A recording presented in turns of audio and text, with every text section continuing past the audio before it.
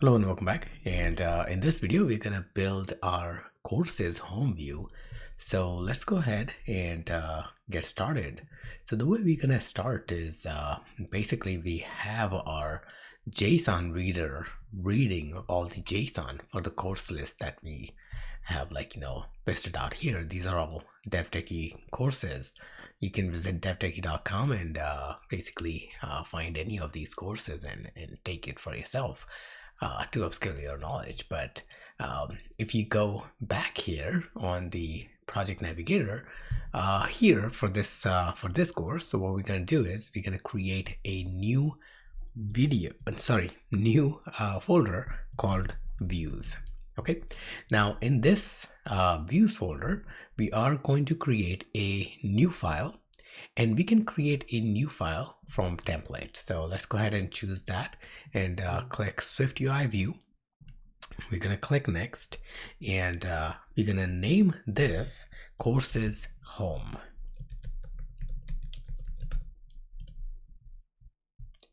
All right, so once we have this courses home created, first thing we're going to do is we are going to create a state property. Now, state property is basically at state is a property wrapper that you can use to read and write values. Now, when you read or write values, basically it is managed by SwiftUI for its states. So whenever we use a state as as a value or as a property to hold our value, then that property becomes a single source of truth for the given value type. In this case, it's going to be an array of courses. Now, what happens is whenever you are storing something in that, the view hierarchy observes that change and it basically updates according to the newly available data. So for example, if you end up deleting something, then your UI will automatically reflect that, and SwiftUI actually takes care of that. The only requirement is you have to have your property decorated with @state property wrapper. That's why it's called @state property. Okay, so once we declare state property, we actually make sure that throughout our view, within our view, we can use that.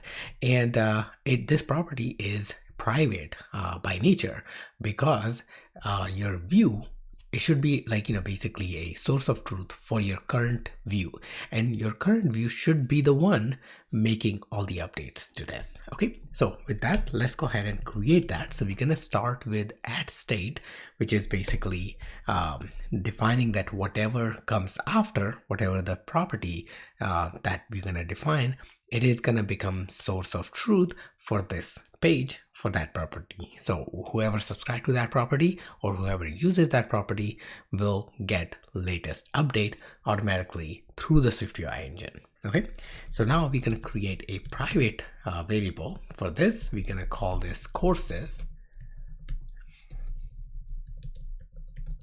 and Xcode is correct, so we're going to let it autocomplete, and this is going to be an array of course. Okay, so now we have all the courses.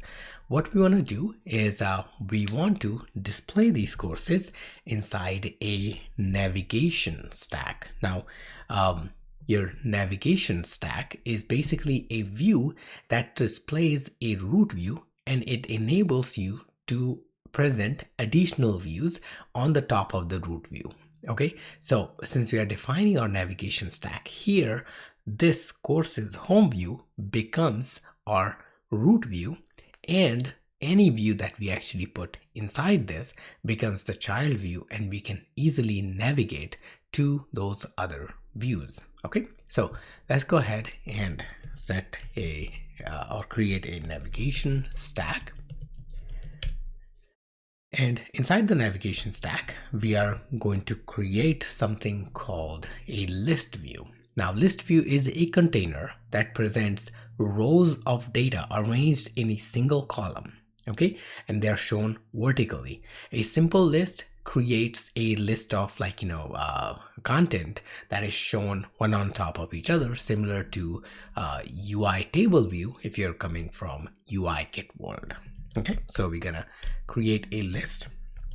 And here's the fun fact: if you're coming from UI kit world, lists are basically backed by UI table view, at least at this point, like, when SwiftUI is written on top of, like, a lot of components that are created in UI kit. Okay, all right, so now we have our list, and inside the list we create we have an option to directly drop all the courses, like for example, we open the parentheses, provide courses similar to what Xcode is suggesting, and we can go about with our business, and it'll just display all the courses right away.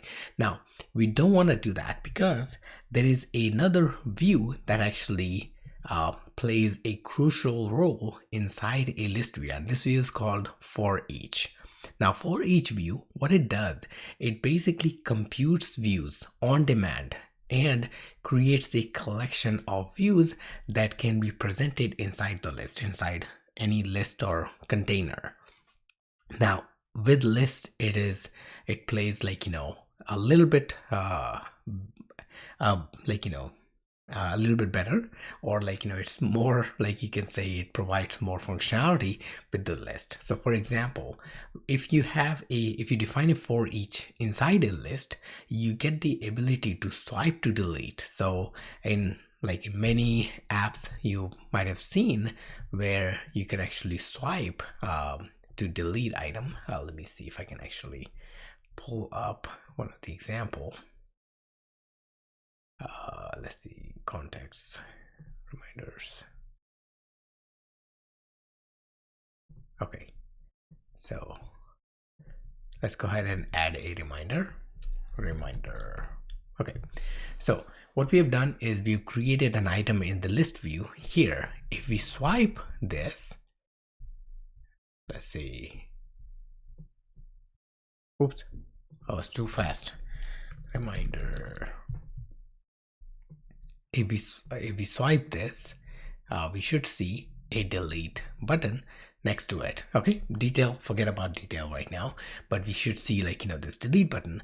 Now, swipe to delete should automatically delete the item. Now, this functionality right here, it comes directly from for each. So as long as you're using for each and you have a function that can handle the delete functionality, then your list basically is gonna delete that item from the view that you're displaying.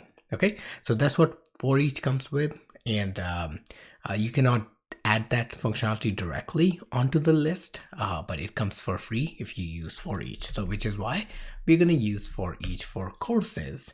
And what it does is basically it takes your collection, and in the trailing closure it gives you a single course.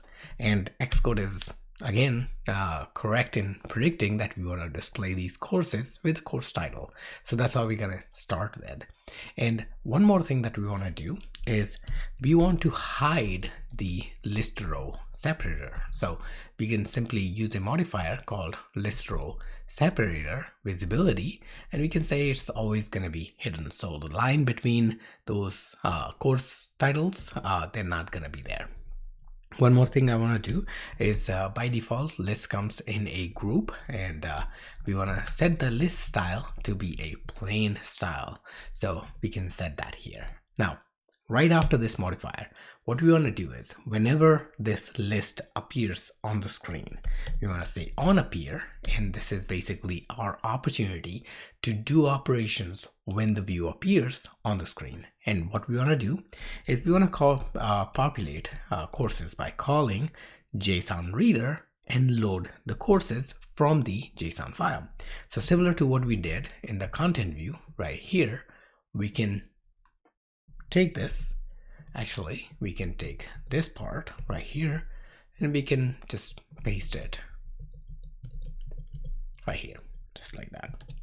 I'm gonna Command A and Control I to make sure all the formatting, spacing, and everything is correct. Okay, and now we have this view where whenever the view will appear, it'll take all the courses, it will read through using the JSON reader that we created, populate the courses variable, or property.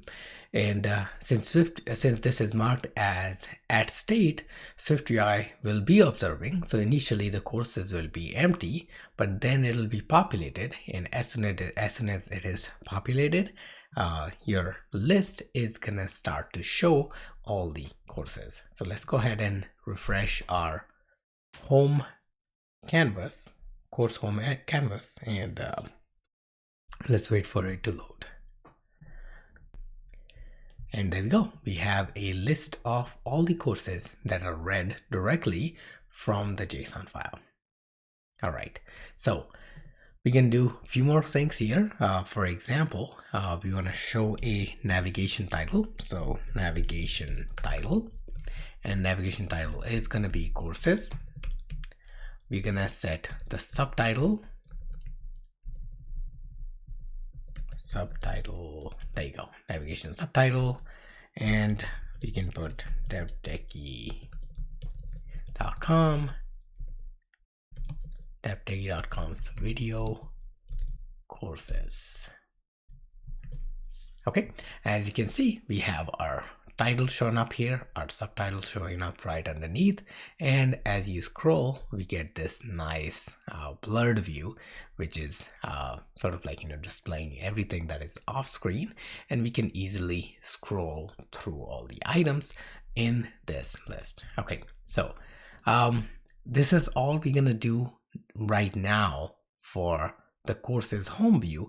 What we want to basically come back to this view when we have these cards or these courses listed out in a little bit more formatted fashion, where there is a card that is created, and we are displaying all the course details inside that card. So let's go ahead and hop on to the next video where we're gonna create a card view to display the course detail. I'll see you guys there. Thank you.